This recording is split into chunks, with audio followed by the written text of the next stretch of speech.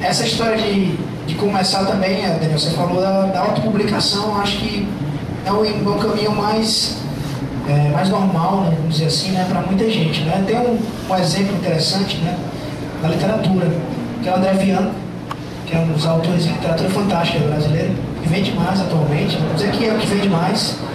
André Bianco, ele começou com um livro chamado O Sete, que é um livro de vampiros, né? E é legal porque ele nunca teve muita chance com editoras e ele era operador de telemarketing, né? Ele trabalhava fazendo telemarketing. E um dia ele se encheu o saco disso, pediu demissão e com o FGTS dele, Fundo de Garantia, ele pagou a publicação do próprio livro, do André Bianco. E o André Bianco hoje ele é best-seller, está sempre na lista dos mais vendidos, totalmente. Ele trabalhava com a editora Novo Século, agora ele assinou um contrato com a editora Rocco também, ele está com 2 editoras. Então ele buscou essa história, né? Então foi uma forma, ele pegou o dinheiro dele e começou. A gente tem algumas ajudas, você falou do governo, a gente tem editais, né? A gente teve no Ceará recentemente um edital do governo, da Secretaria da Cultura, que ele também financiava a impressão de quem tinha. E foi legal nesse edital porque existia um campo específico para histórias em quadrinhos, que é sensacional. A São Paulo já vem fazendo isso, com o PROAC, que acontece, legal ver o que aconteceu no Ceará. Então a gente tem os editais. Vocês acham que essa autopublicação é interessante? A gente vai falar sobre fanzine já. Mas a nível mais profissional, a autopublicação é um caminho também. Fazer o seu material, ir para uma feira, colocar em cima da mesa. A gente vê isso extrapolando com brasileiros que vão até San Diego Comic Con, maior feira de quadrinhos do mundo. A gente vê gente como os Gêmeos que começaram, Fábio Moura e Gabriel Bar, colocando em cima de uma mesa do lado de um monte de gente. O próprio Gustavo Duarte, quando imprimiu o COL, ele levou lá também para os Estados Unidos. Essa autopublicação é um caminho, vocês acham que funciona? Alex, fala pra gente um pouquinho, também é escritor, está preparando um livro também agora, né? O que é que você acha? A autopublicação é um caminho? E é viável? A questão é que são muito indivíduos, né, cara? Então, um caminho que é para um, talvez não funciona para outro, né? Para mim, a autopublicação foi a saída. Foi a forma de resolver aquilo que estava me incomodando. Eu tinha um material, não tinha onde publicar, não tinha contato com editoras nacionais, ou quando eu tinha contato a coisa não andava como eu gostaria que fosse. Então assim, para o momento assim, não, vou parar de procurar e vou fazer. Então, fiz. Só que aí para fazer, chegar uma gráfica, pagar o próprio livrinho e sair para distribuindo, assim, me deu uma ideia maior, que foi aí que nasceu a ideia da Quadrix. Ou seja, eu criei uma possibilidade de fazer o meu material e dar um espaço para outras pessoas, né? Ainda está muito artesanal, lógico, né? Porque quando você faz o seu material próprio, o autor, você paga, vai com a gráfica, leva o material, imprime lá e dá o material em casa. Agora tem um segundo passo. E aí, como é que eu vou fazer esse material sair? Tem a distribuição. Aí você vai para uma feira e leva um material, mas assim, acontece 2, 3 feiras ao ano. Então isso não é bom, mas não é o suficiente. Então, mesmo que você faça um material próprio, no nível profissional é complicado, porque como você vai fazer para distribuir? Como você vai fazer para esse material chegar até o leitor? Então, fazer o material com o próprio dinheiro, por uma questão de ter um material para apresentar para uma editora, ter um material para divulgar seu trabalho, eu acho que é viável. Agora, seguir no caminho profissional, sei que você monte uma estrutura como uma publicadora, uma editora, assim, eu acho bem complicado isso. Então, vai ser uma questão de sorte, isso daquilo pegar. Você ser um homem, um grupo de homens só. Você escreve, fazer todo o design do livro, vai na gráfica, publica e depois vai sair vendendo aí. Acho bem muito complicado, muito difícil, mas pode se tentar. Eu acho que foi mais ou menos da forma que eu comecei, só que, como o Daniel falou, para que as coisas deem certo, é necessário que você seja empreendedor. E não ter medo de fazer loucuras. Porque essa ideia da Quadrix é uma loucura. Você montar uma editora, aí quando você monta, tá com grana na mão, vai para a gráfica com material pronto para ser impresso, aí eles fazem um orçamento e te dão um valor que é absurdo, astronômico.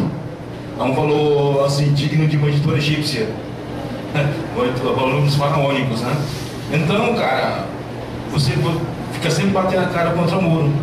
Então, loucura por quê? Porque quando eu vejo valores enormes de impressões, eu disse, pô, não dá, vou resolver o problema. O que é resolver o problema? É você ter como imprimir o próprio material, sem levar para conta gráfica.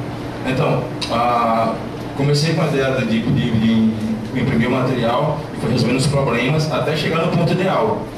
Então, não sou mais um autor que que paga para ter um próprio material. Estou criando toda uma estrutura para que a minha obra ou a obra de alguém que esteja comigo, ela seja impressa e seja distribuída, ou seja, ela chegue até o leitor.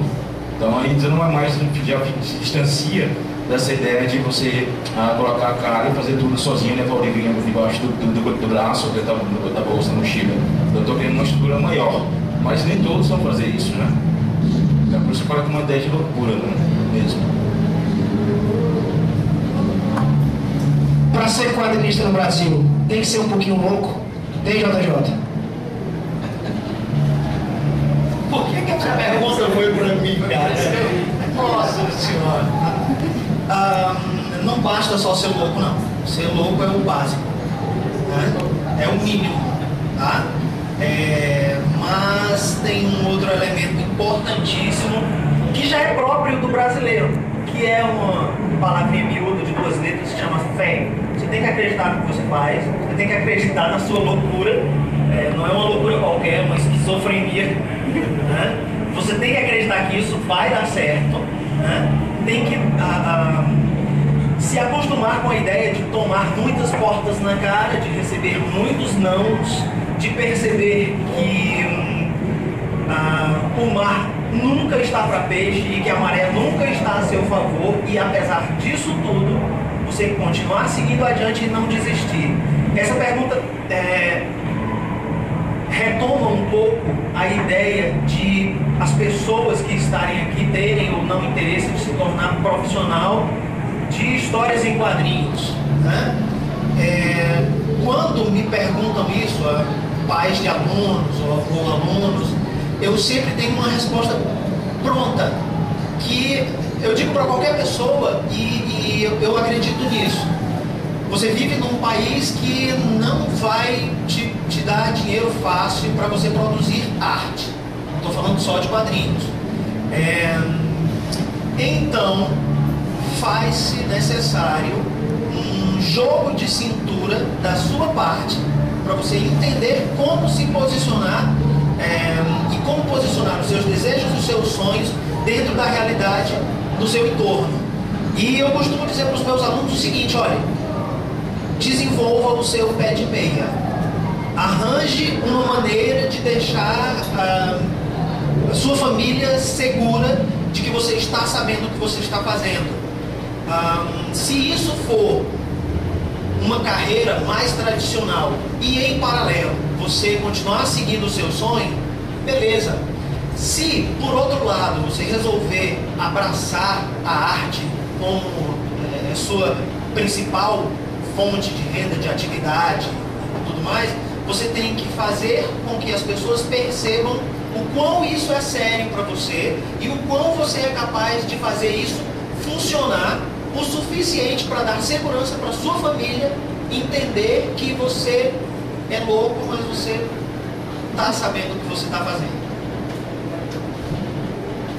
Só quero acrescentar algumas coisinhas, que é o seguinte: a questão da produção e da autopublicação tem que passar também pela qualidade, né? Não adianta também você conseguir produzir bastante, conseguir autopublicar e não ter qualidade, porque você vai chegar, mesmo que você chegue ao leitor, o leitor ele não faz caridade, né?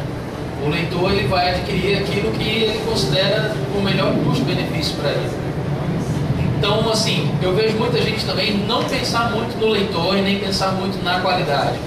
E sempre justificar as coisas como, isso é o meu estilo, é o meu jeito de fazer. E eu acho que não é bem por aí. A questão de pensar como empreendedor também significa você pensar no mercado e pensar como é que o mercado aceita aquilo, e, enfim. E a outra coisa que eu ia falar, assim, que eu ia acrescentar, é que sobre o futuro profissional, eu sempre consigo enxergar que as coisas estão cada vez melhores. Quando eu comecei em 1995, a fazer parte de um grupo que era junto com o Geraldo, o JJ, e a gente deu o nome do grupo de Os Impossíveis, porque era impossível fazer quadrinhos no Brasil em 95. Agora não faz o menor sentido existir um grupo chamado Os Impossíveis. Isso não existe. Tem que ser os possíveis. Será que em 95 era possível pensar na possibilidade de ter um evento como esse aqui em Sobral? Né? Será que em 95 a gente lá de Fortaleza, a gente pensava que ia haver um evento ligado a mangá e anime que ia dar 12 mil pessoas no final de semana? Acho que não, né? E outra coisa, se vocês frequentarem internet, livrarias e sebos, seja lá o que for, você vai ver cada vez mais material nacional sendo publicado. Seja lá o que for, seja lá em que formato for, tem cada vez mais editoras abrindo espaço para material nacional. Ok, a tiragem não é 100 mil exemplares, né? Sei lá, um material caro, um material precisado, eu acho que é uma outra questão. Mas espaço está se abrindo, né? Em 95 não tinha esse espaço. Hoje tem. Então, será que daqui a 5 anos, 10 anos vai ter muito mais? Vamos puxar aqui, vocês falaram dos Impossíveis, né? Uma das coisas que os Impossíveis fez, né, e contribuiu muito, acho que para a cena aqui, foi o Manicomics, que era um fanzine